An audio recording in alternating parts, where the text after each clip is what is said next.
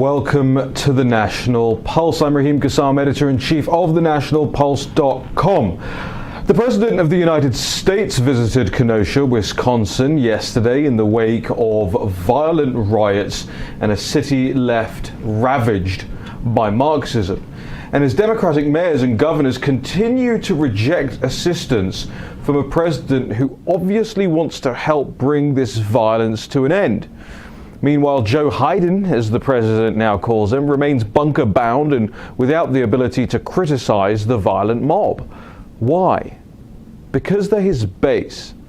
I remember back in 2015 and 2016, I'm sure you will too, the national media made another disgrace of itself by insisting then candidate Trump had to distance himself from the endorsements of people like David Duke, an irrelevant figure in the grand scheme of things, but the media knew it could set up a bogeyman, and they also claimed Trump wouldn't refuse the endorsement because Duke supporters, they said, were his base. Well, that was wrong, obviously. Trump did denounce Duke, the KKK, and other historically Democrat-affiliated people and organizations, and he won the election. In other words, it wasn't his base. The media lied, quelle surprise. But they won't ask or expect of Biden a similar denouncement of the violent Marxist rioters bringing American cities, businesses, and livelihoods to a screeching halt. Why? Because those people are Biden's base. And while Biden hides in his multi-million-dollar basement, he has surrogates on national news networks making the most disgusting and reprehensible accusations of the president. It's not only cowardly, it's unmanly. Take April Ryan, for instance, the porcine fraud of a reporter who went on CNN yesterday to allege that President Trump should be brought before the International Criminal Court. Why? It's not really clear. April Ryan isn't the smartest cookie. Let's roll the clip. April Ryan, let me start with you. I want your reaction first to what we're seeing in Portland and what we heard from the mayor. Anna, let's call a thing a thing. This president, Donald John Trump, has instigated a race war in America. Portland, Oregon is ground zero.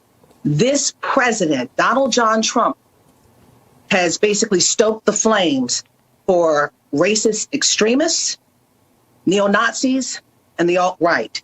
And they're even defending, this president is even defending Kyle Rittenhouse, the 17-year-old who went in Wisconsin and killed 2 protesters. So at the end of the day, the mayor of Portland is absolutely right. And there are those who are calling for help from this president in the stoking of a race war. There is a race war in America right now because of this president. People are calling me asking if there indeed is a way to get the International Crimes Court to come in to deal with this.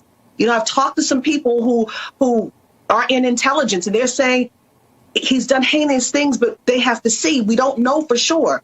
But people are now afraid of this president because he has stoked the racial flames. And let's call the thing a thing. He has now begun a race war in America in 2020. I'm flabbergasted. How stupid is that woman? She starts with, let's call a thing a thing. She's talking about the International Crimes Court. No, it's the International Criminal Court. She said she's spoken to some people in intelligence. It was good because she doesn't have any herself. And did you notice the other thing I did? That Middleburg, Virginia geolocation in the corner of her screen. Middleburg, Virginia, that's in Loudoun County. WTOP reported in 2017 that Loudoun County has the highest median household income in the United States. Median annual household income in Loudoun County is $115,574. That's the median. And the median home value, $710,645. The rest of Virginia sits at a more healthy $310,000, and the median home price across the nation is between $200,000 and $300,000. Nice house, April Ryan. And while I'm obviously no class warrior mad at somebody like April Ryan for making money, I am actually mad about the way she makes her money. She's a grifter, or to be more specific, a race grifter. April Ryan's job is to make other people's lives more difficult by doing precisely what she accuses the president of: fomenting unrest, creating a culture of hate and guilt and division, sowing discontent, and stabbing at the heart of American patriotism. April Ryan is a race grifter and a radicalizer. And what's all this about calling in a foreign court to haul your political opponents to jail? Doesn't sound very democratic, does it? Almost sounds authoritarian and fascistic. That's because it is. April Ryan is a race grifter, a radicalizer, and a fascist. And meanwhile, we're supposed to sit in those airport lounges with CNN on the screens and think that's all fine, that's a free speech, that's just what she's paid to say. By the way, turn those TVs off. When you go to those airport lounges, just go and turn the TVs off. It has real world implications for the rest of us. What she's out there saying, it was just days ago that ordinary people in DC were woken in the night by marchers screaming, if we don't get no justice, you don't get no sleep. It's just days ago that business owners in Kenosha or in Portland were left with nothing, sometimes for their whole life's work. Because April Ryan wants to make her next mortgage payment on her expensive house. And who ultimately has to pay? You. But the financial burden of all of us shouldn't have to be carried by the American public. Not anymore. Not according to one congressman, Jim Banks. He's the representative for the 3rd Congressional District of Indiana, and Banks said it's about time rioters, the mob, were held accountable for their actions financially. I agree. The Support Peaceful Protest Act would hold rioters and looters accountable for the damage they cause by withholding government unemployment benefits. It's a great start. If you want to burn this country down, you don't get a check from this country. If you want to destroy public and private property, then the public won't bail you out.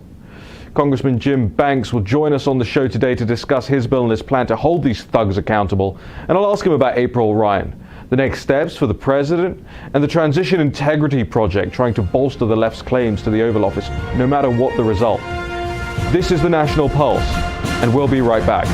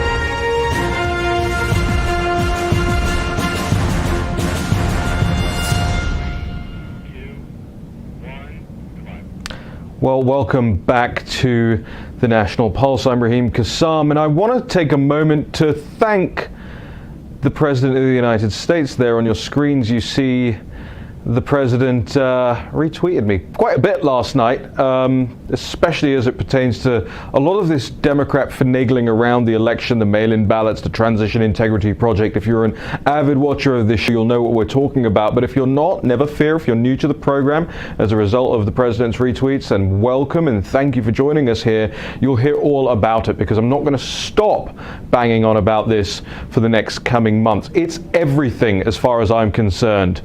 how they're trying to rig this election. They're being very overt and open about it as well, and our side is on the back foot as usual, quite frankly, but we'll see if we can play some catch up.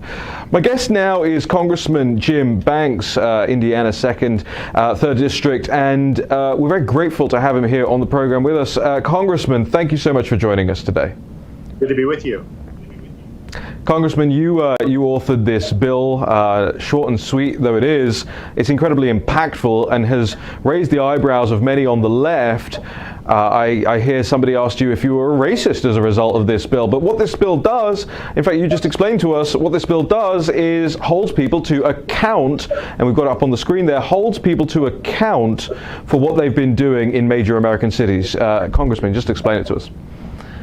Well, Raheem, what I hear over and over again from my constituents, really from people all over the country, is we go to work every day, we pay our taxes, we raise our families, we focus on our communities, and then what we watch on the news every night is the destruction of public property, the cities in America being burned to the ground by thugs, protesting and rioting in the streets. And I think what made my bill so unique, why I got so much attention, is that we're not seeing enough leadership in America today from the top down of our leaders in Congress, our leaders at the local level, to try to bring this madness to an end and stop these mobs from causing so much destruction and violence on a daily basis. So that's why I introduced the bill on Friday.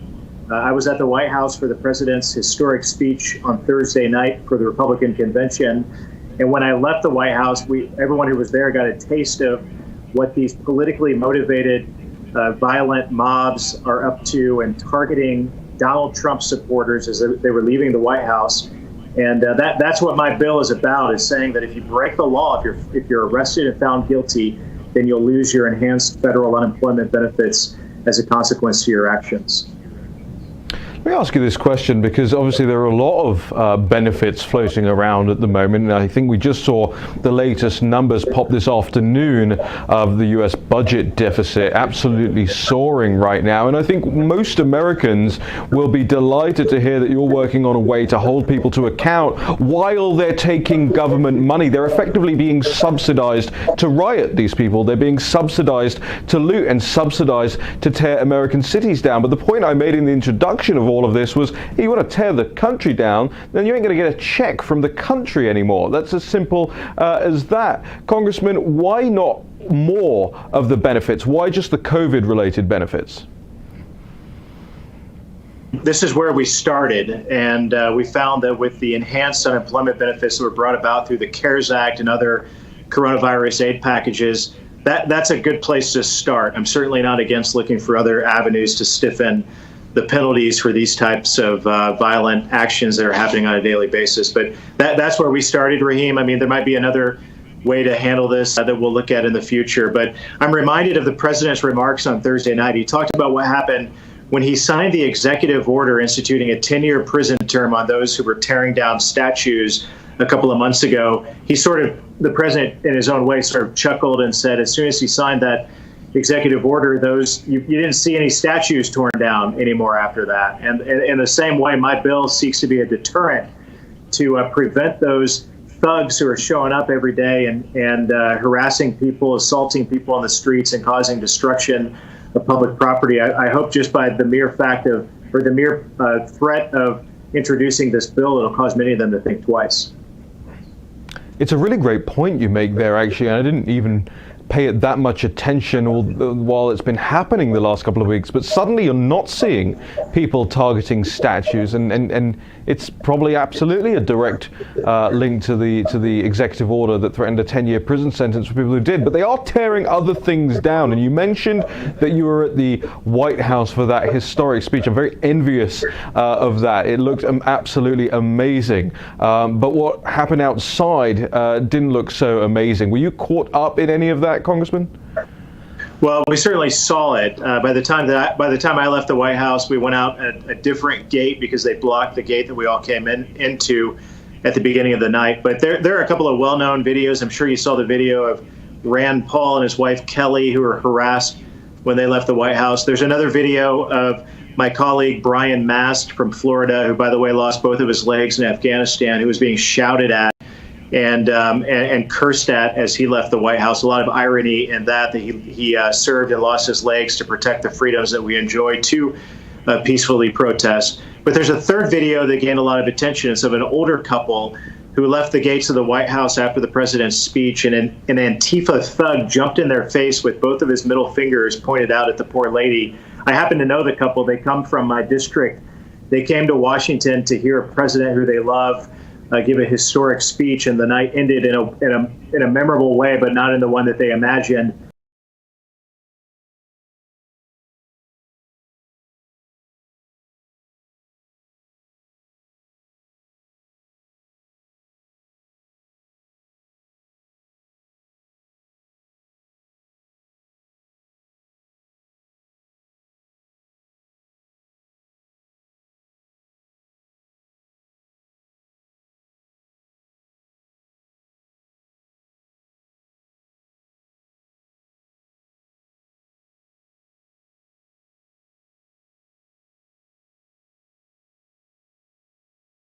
Myself and Senator Paul and other members of Congress, we have Capitol Police protections. But when innocent people come to Washington, D.C. to hear a speech at the White House and then are targeted when they leave just because they support Donald Trump, there's something wrong with that. And there's something that we need to do more to bring this type of mob violence to an end in America. And that's why I introduced the bill that I did.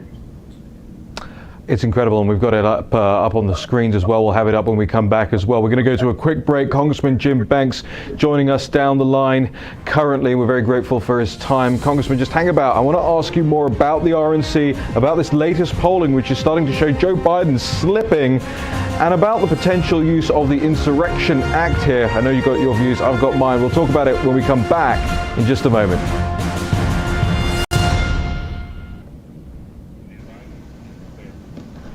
Excellent. 2 minutes back, Congressman. Do I have an echo, or is the feed okay on your end? So you guys are You're perfect. all this shit in your ear, right? No. Good. You're not hearing all this popping and this backbeating? Yeah. No. Okay, so we've been dealing with that. I think you heard the other Yeah. you're not getting it though. I'm paying very close attention to what he's saying, so maybe I'm getting it, but I'm just like listening. It's just a little bit, but it is happening. All right. Do we know what it is? It's something with the software. I'm gonna have to have Daniel take a look at But it. it doesn't go out.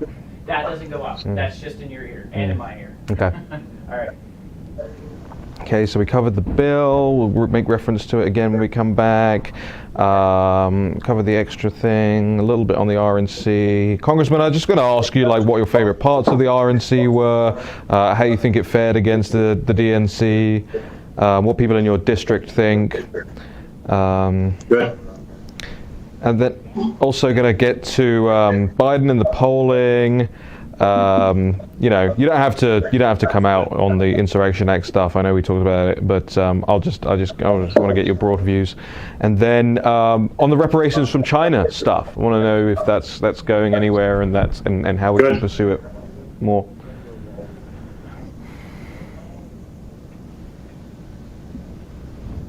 Sorry, I didn't wear a tie.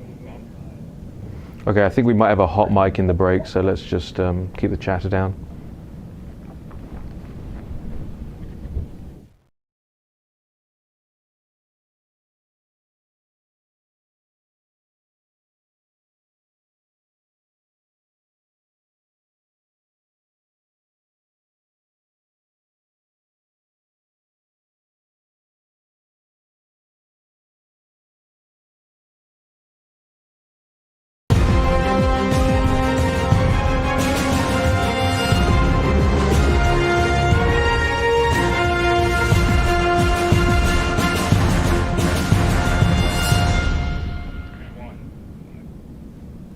Well, welcome back to the National Pulse, although I suspect that for some people we didn't go anywhere. Get a few text messages telling me I can still hear you in the break. Well, we'll clear up those technical errors. I hope I didn't say anything too crazy in that break. I'm not sure I do. I'm just a normal, nice guy.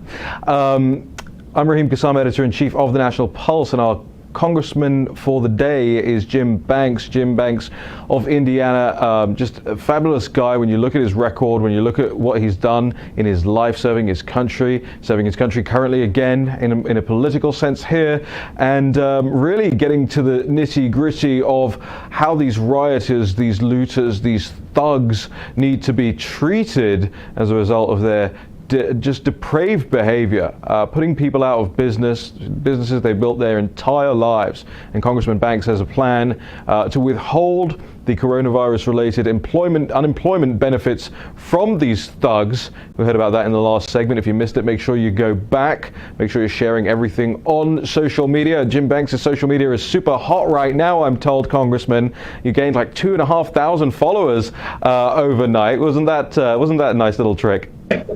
Yes, amazing, and much thanks to you for making that happen. We gained over 3,000 followers overnight, and it was because of a retweet. I don't have the guest in my ear. We may have a technical difficulty with the congressman.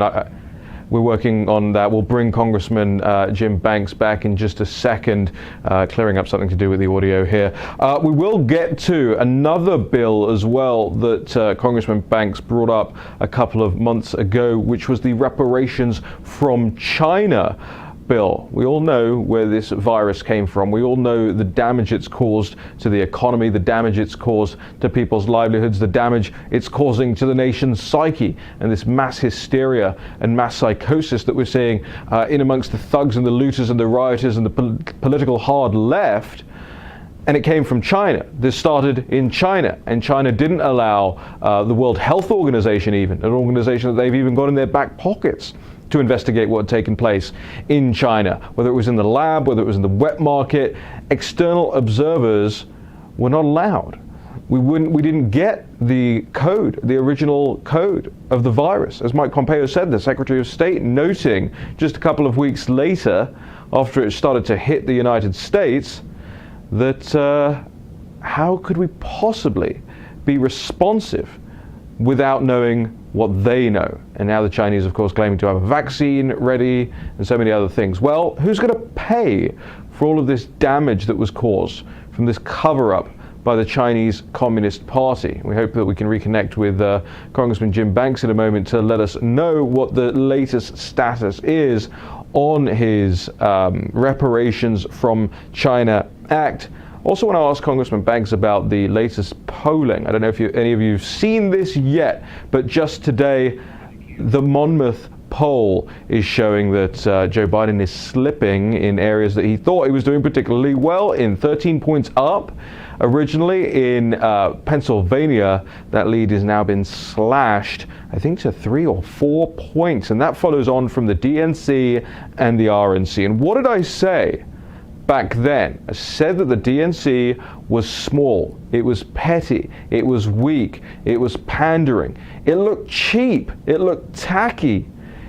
They didn't try to speak to anyone but themselves.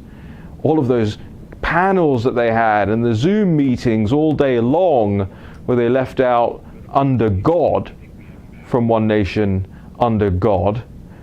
And then the RNC, the glitz, the glamour, the hype, the power, the gravitas, and of course along with it came that big polling bump. And we're now seeing the back of that polling bump now, and the Monmouth poll out today proves it. I think we're going to go to a quick break now here on America's Voice. I'm Raheem Kassam. This is the National Pulse, and we'll be back with you in just a moment.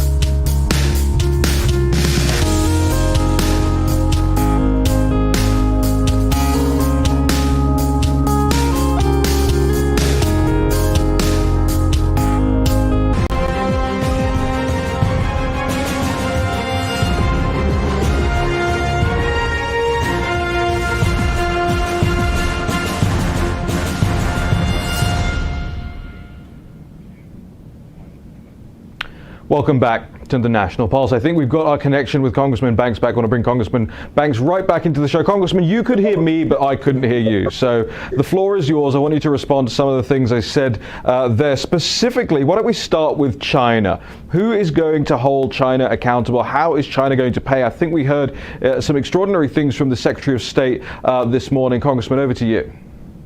Well, first and foremost, Raheem, this is the first president and administration in my lifetime to do anything remotely close to holding China accountable. Sadly, that's not matched in the Congress, especially the Democrat-led House. The good news, though, is that the China task force, which I'm a part of, that Kevin McCarthy created a few months ago, by October 1st, we will release an extensive report to the Congress and to the American people that will put forth an agenda for a whole of government approach of how we can combat the China threat. Now, what's remarkable about this effort is it is entirely partisan. Sadly, the Democrat Party would not join us in addressing the greatest threat that America faces today in participating in this report. It's baffling to me because I know a number of Democrat House members who share this sincere belief that we need to do more to rise up in many ways to confront China, yet they've been held completely silent by House Democrat leadership who told them not to participate. But watch, by October 1st, this report will come out, and look forward to having a chance to talk to you more about the findings of that report when it does. Yeah, well, we really look forward to it. I mean, I think a lot of people out there just seeing all the injustice that's going on around the world right now, whether it's their businesses being burned down or whether it's Nancy Pelosi going to get her hair blown out, but nobody else can go to the hairdresser or the salons or anything like that. And I think people want answers. They want answers on a micro level. They want answers on a macro level. How long is this going to last? How long is the impact of all of this going to last? How long are we going to be expected to wear masks everywhere we go? How long are we going to be expected to socially distance? How long are we going to be told off by people in the street for not abiding by these silly little rules that we keep getting thrown different rules at every so often? So, Congressman, we're very keen to hear back from you on that. And of course, it's an open offer to come back on the show whenever you want to discuss the progress there. I wanted to ask you about this polling situation. Now, I've looked into the crosstabs on a lot of these polls, and I've noticed that, of course, just like 2016, there's a great deal of oversampling of the left going on, a great deal of oversampling of Democrats going on. But even when you take that into account, Congressman, it looks pretty bad for Biden right now. This slip on the new Monmouth poll, I think it's a sign of things to come, as people realize that this man is barely leaving his bunker in his basement right now. He's barely coherent when he does so. I mean, at this point in time, I think it's elder abuse, Congressman. What say you? Well, it's the biggest and maybe the most absurd political juxtaposition I've ever seen. You have President Trump, who's rebuilding the economy, opening the economy back up, getting the American people back to work. And then you have Joe Biden, who made a pledge that what's the first thing that at the convention, he said the first thing that he would do as president is to shut America back down.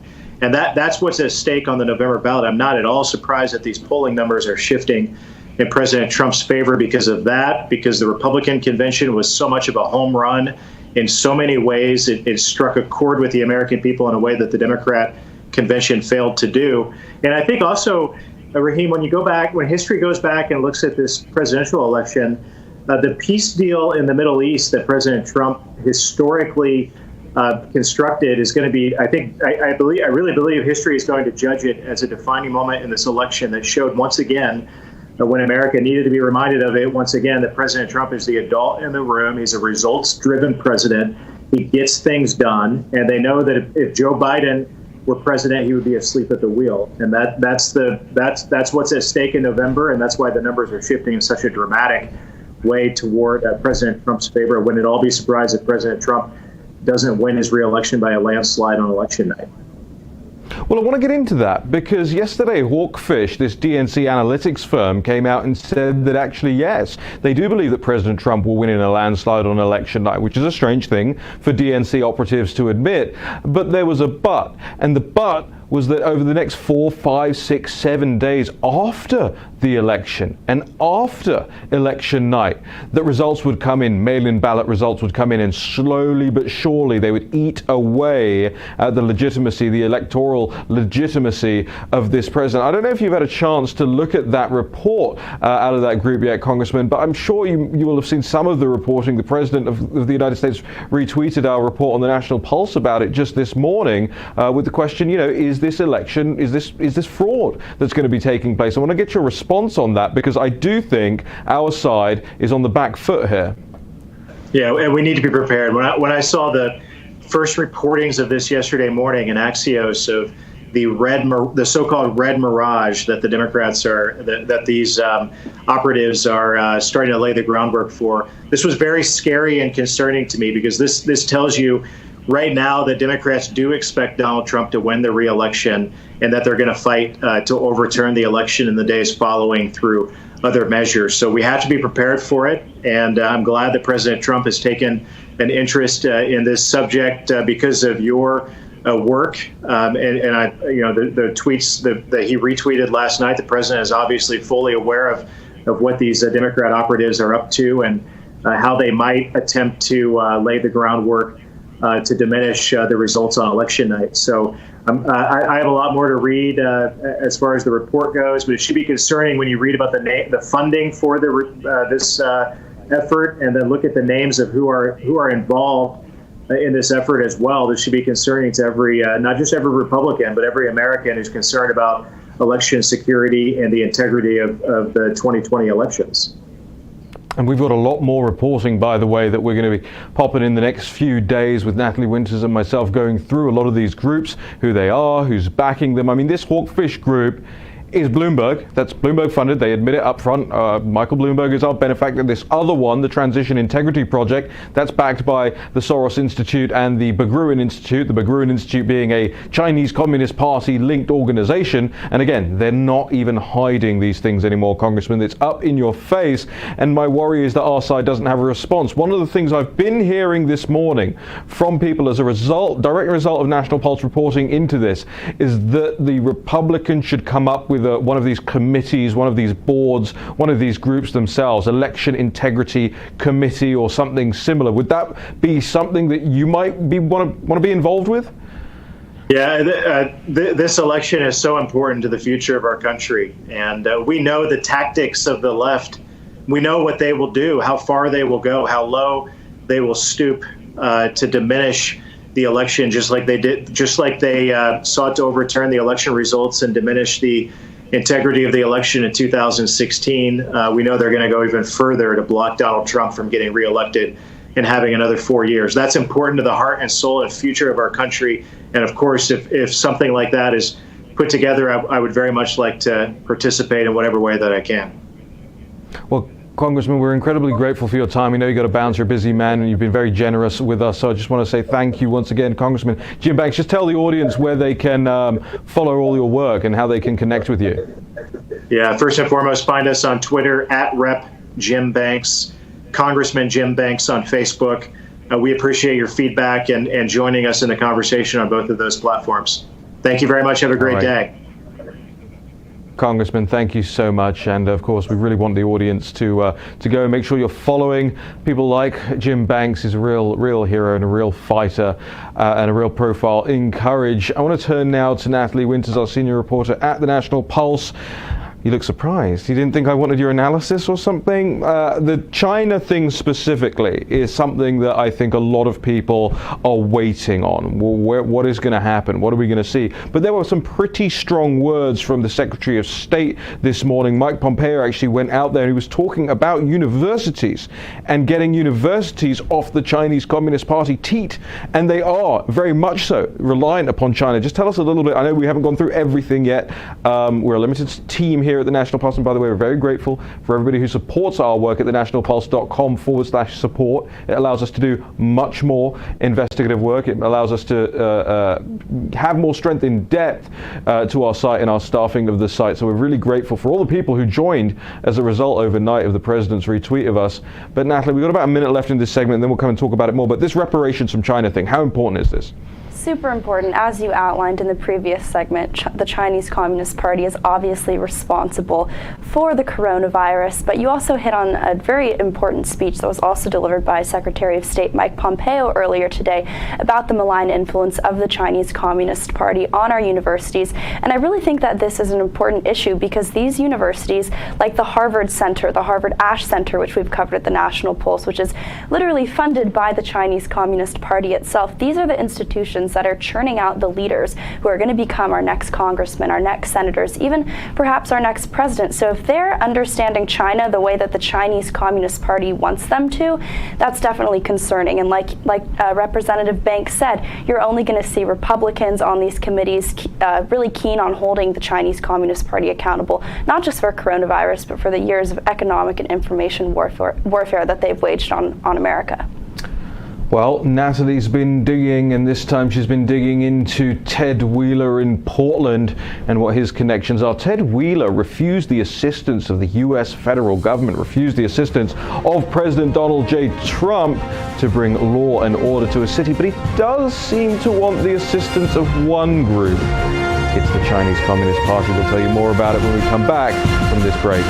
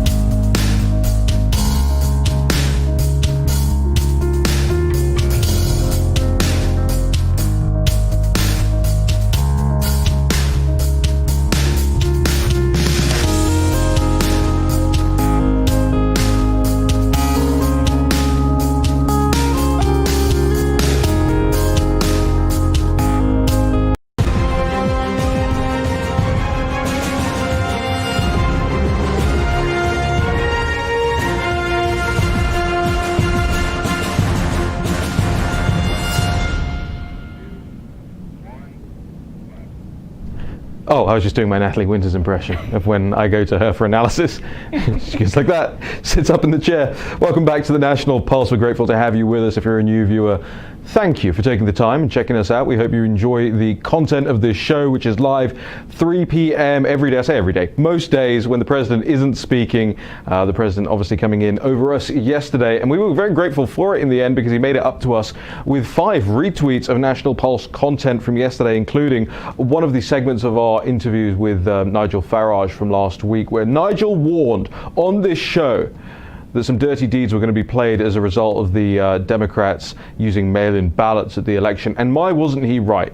We heard yesterday from the Democrats themselves how they intend to overrule the election. And we heard today, we're hearing it all over the place today, the chatter in DC is that there isn't going to be an election night call from the networks. They're not going to call it in favor of one candidate or another. In other words, they've just thrown every single electoral norm in the United States out of the window, and they're claiming that President Trump does that. They're claiming that President Trump attacks the institutions. They're saying no AP call, no CNN call. Wolf Blitzer will not be reading out the results on election night. Election night is dead. Election night, they say in this report, and this is my new favorite thing, it goes everywhere with me, and we're going to publish it soon on the National Pulse. I know I said it yesterday, but we're being comprehensive. The concept of election night is no longer accurate and is indeed dangerous, says the Transition Integrity Project. These are the people who claim that they're in favor of protecting democratic norms in the United States. They say, quote, they recognize and share the view that the Electoral College is profoundly anti-democratic and that numerous long-standing practices also function to create structural biases in our voting system. There is a coup going on right now in front of our very eyes, and we are not armed to fight back right now. And here's the thing. There is this amazing historical precedent for all of this that they're talking about, and they are upfront about it in the report as well. They talk about 1876. But what happened in 1876 was that you had a committee that came together. I think it was 7 Republicans, 7 Democrats, and 1 independent, except the independent dropped out and was replaced by a Republican. That committee eventually decided, go back and read about it yourself, there's some great articles out there about it. But that committee decided who the President of the United States was going to be. Not the public, not the people, not the Electoral College. The Constitution had no remedy for the situation they found themselves in. And these people, they're saying openly right here, right where my finger is, right on this piece of paper, they are saying that they do not intend to acknowledge that there will be a president after November the 3rd, and that 1876 they're pointing at as the model for what can happen here. Our side needs its own election integrity project, and I'll be speaking to people later on today about how that process is coming together, and it has to come together very quickly. And if you're watching this clip, whether it's online, whether it's on the Pluto app, the Roku app for your TVs, wherever it is, grab this clip, grab this segment, and send it to your lawmakers, send it to your legislators, send it to local, send it to national, send it to the International Crime Court, as far as April Ryan calls it, send it to the President of the United States, because he has to know and has to understand the deviousness with which they're not trying to win this election. They're not trying to make Joe Biden win this election fair and square on November the 3rd. They don't care. They don't care about the election. They care about what they can do with the mail-in ballots fraudulently in the next few days after this election. That is clear. They have said it. They have acknowledged it, and we're doing nothing about it yet. Well, we will keep pushing on that issue here on the National Pulse. I want to turn now to Natalie Winters. We've got a couple of minutes left in this segment because I just went on an impromptu tirade. We've got a couple of minutes left here, but you have a great story doing great traffic on the National Pulse right now. It's about Ted Wheeler? Yes, but before I get into that, a story that we had published a few months ago, I actually tweeted it out today because I think it's become even more relevant. But Chinese state-run media has actually endorsed the mail-in ballot process, absentee ballots, penning an article that, quote, the denial of absentee ballots is a denial of democracy. Again, extolling the process and slamming President Trump, which they like to do quite often. Over the past week, I think I've seen 3 op-eds where they outright call for a victory coming from the Joe Biden campaign. Look, I don't think anybody's against absentee voting. You know, if you're abroad, if you're away, if you're unwell, if you're unable to get to the polls for legitimate reasons. It's this mass mail-in voting thing where, oh, it's not safe to go to the polls, but it's safe to be 50 deep in Walmart right now. AMC Theaters is opening 120 new theaters around the country, they announced today, stock price going up. So all of these things are absolutely fine. Exactly. But voting isn't. The single most important thing that a citizen can do is not safe, in their words. Yeah, and they accuse President Trump of weaponizing the issue of universal mail-in voting, but in reality, you see the Democrats and their, as Nigel Farage says, dark art operatives really keen on politicizing and weaponizing and using mail-in ballots to secure a victory for Biden when the supposed red mirage that DNC data firm you were talking about dissipates, and over the next week, come after November 3rd, suddenly all these ballots are discovered with Joe Biden checked as the candidate that said voter prefers.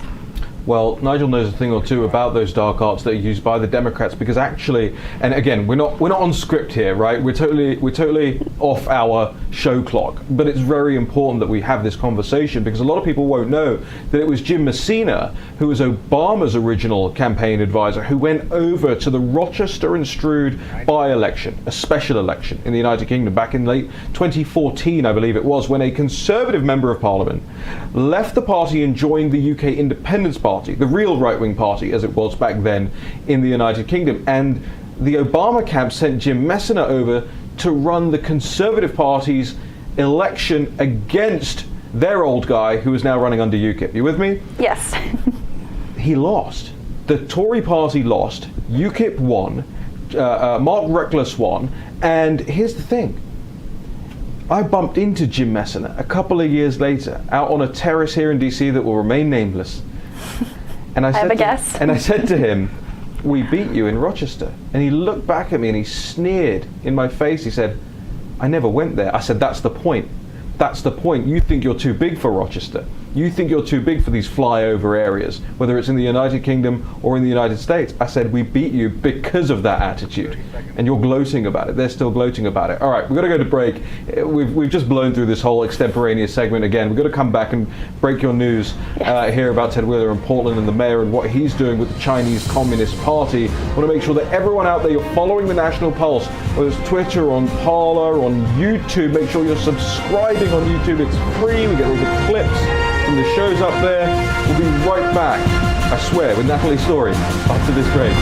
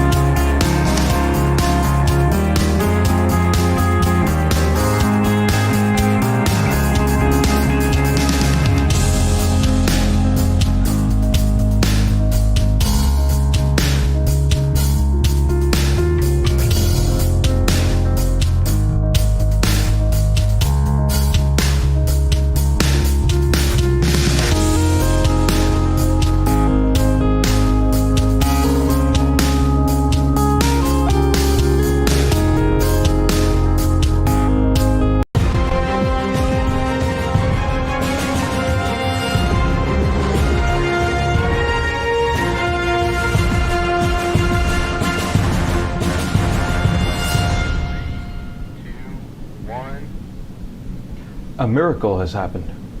Joe Biden took press questions today. And if you go online, as I did in the break there, and look at what the kind of questions were, they were very hand-picked by his staff, I'm sure. But one of the real reporters in the room managed to get a real question in at Joe Biden and fundamentally embarrassed him. We'll make sure we cover that on the show tomorrow in full. It's a long clip, so we couldn't really play it in this segment, but we will come back in with that tomorrow. We're talking about if Joe Biden knew, as he says he knew, that there was a pandemic coming back in January, why was he still holding campaign rallies into March? Good question. We'll get to that tomorrow at 3 p.m. here on the National Pulse. I want to turn now to Natalie Winters. Natalie, we are going to talk about, you thought I really was going to go off there, didn't you? We are going to get into this story. Tell us about this story, because it's doing huge numbers right now. You get a link from all the great aggregators, Citizen Free Press and the Bongino Report and all those guys. Tell us. So as we know, Portland Mayor Ted Wheeler denied President Trump's offer of federal law enforcement to come in, help restore order. Again, we've seen small businesses in Portland totally collapse. We've even seen Americans lose their lives on the streets of the city. Most recently, Jay Bishop, who appears to have been targeted because he was a supporter of the president.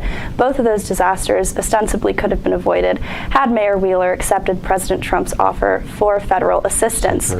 But Mayor Wheeler has no reservations about collaborating with the Chinese Communist Party. The story we have up on the site today, I've listed over 5 instances where Mayor Wheeler has collaborated with the Chinese Communist Party. For example, a Chinese consulate general came overseas. He visited the state of Oregon. Specifically, he wanted to go visit Portland. There he gave a speech about the Belt and Road Initiative. So most Americans probably aren't familiar with the Belt and Road Initiative, but it's basically the Chinese Communist Party's scheme to, I don't want to sound dramatic, but enslave basically the developing world to be dependent on them financially, politically, economically, and they do this by giving out loans to certain countries. Neo-colonialism. Exactly. They give out loans, infrastructure projects are built, suddenly the countries can't pay it back, and all of a sudden China acquires the project rights and oftentimes a lot more. Industries. Exactly. So this Chinese Communist Party official came to Portland, spoke at the city's university club, where he extolled the merits of the Belt and Road Initiative and actually implored Portland to take part in the Belt and Road Initiative. And Mayor Wheeler's constituents welcomed him with open arms, and Mayor Wheeler actually met with this same individual, talking about how he looked forward to, quote, deepening ties with the Chinese Communist Party. And in 2018, Mayor Wheeler actually led a delegation of 30 individuals, including other members from Portland city government, to go and visit China to commemorate the 30-year anniversary of what's called a sister city relationship, which the city of Portland boasts with Chinese city Suzhou. So when overseas, they planted a commemorative tree and I believe a rose bush as well, and Chinese state media was all over it. They produced several clips showing, look at this Portland mayor, look at this American official who wants to collaborate with the Chinese Communist Party. They're laundering Party. Legitimacy through the American democratic process, effectively. And to further that, a few months later, a delegation of Chinese Communist Party officials came and visited Portland, where they again planted another tree and another rose bush, and that ceremony was similarly popularized by Chinese state media. But Mayor... Let me just jump in here, because I want people to really understand this. You're not talking about Chinese people, right? No. We're not talking about the ordinary people of China. These are Chinese Communist Party officials. These are the bad guys. These are the ones who are enslaving people. These are the ones who are oppressing people. These are the ones who we've got wigs being made of Uyghur hair that are coming out of China. These are the people who are allowing for thousands upon thousands of weapons parts to make their way. These are the people who are taking American jobs away. And perhaps interfering in the protests and riots that we see going on as the election, as the FBI and other government bodies have said. But he also, in addition to liaising with party members themselves, he also collaborates with the organizations and the institutions that help to prop up the Chinese Communist Party. For example, in collaboration with a communist youth league operating out of Suzhou, he held a poster contest, which again sounds innocent enough, but you see pictures where he signed letters congratulating individuals who had made posters, and you see the hammer and sickle on the stamps that were used to put on these letters. Even he spoke, delivered the opening keynote at a gala in which the local Confucius Institute, which, as we know, as identified by our FBI and DOJ, launder Chinese Communist Party propaganda, are rife with espionage and intellectual property. He gave the opening keynote at a gala which honored Portland's local Confucius Institute. That's incredible. I know we're going to get some of the pictures up on the screen in a minute for the audience of the stuff that's coming out of your reporting. We've got about 2 minutes here, Natalie. What else should people know about Ted Wheeler's dealings with the Chinese Communist Party? Well, I think what you're seeing is that on the streets of Portland, his inability to really get tough with the Chinese Communist Party, whether with regards to coronavirus or with regards to their involvement in these riots. Again, as we highlighted yesterday on this segment, the Chinese Communist Party has been funneling in weapons, even seeds, weapons parts, gun silencers, gun suppressors. Well, it's really hard to crack down on the Chinese Communist Party when you're overseas visiting China, when you're inviting delegates to come and visit your city, to come and address your constituents. There's realistically no way you can get tough on China like Representative Jim Banks was outlining, right? You're not going to see any legislation coming out of the city of Portland cracking down on the Chinese Communist Party, who's intent on sowing discord in the streets of Portland. CGTN, that same network that we have covered extensively, again, is entirely funded and administered by the Chinese Communist Party. They have press passes to be covering the riots that are going on in Portland.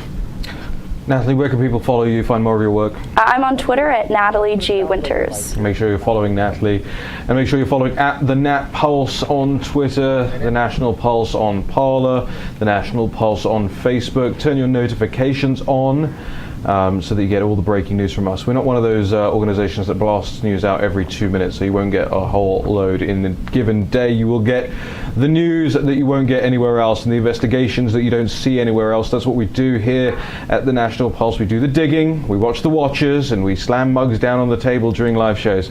Thank you, Natalie Winters, for that. I'm very grateful for everybody who's joined in to support us over the last couple of days. And as you know, or you should know, we read out some of the names of our supporters who want their names read out on the show every Friday. So if you want to get in on that, make sure you're heading over to thenationalpulse.com/support. Very grateful to the President of the United States for all those retweets yesterday. We're going to have a lot more for him to retweet as the day goes on. We'll be releasing much more information about the Democrats and their dodgy process, their dark arts process to rig this election. We'll see you again tomorrow at 3 p.m.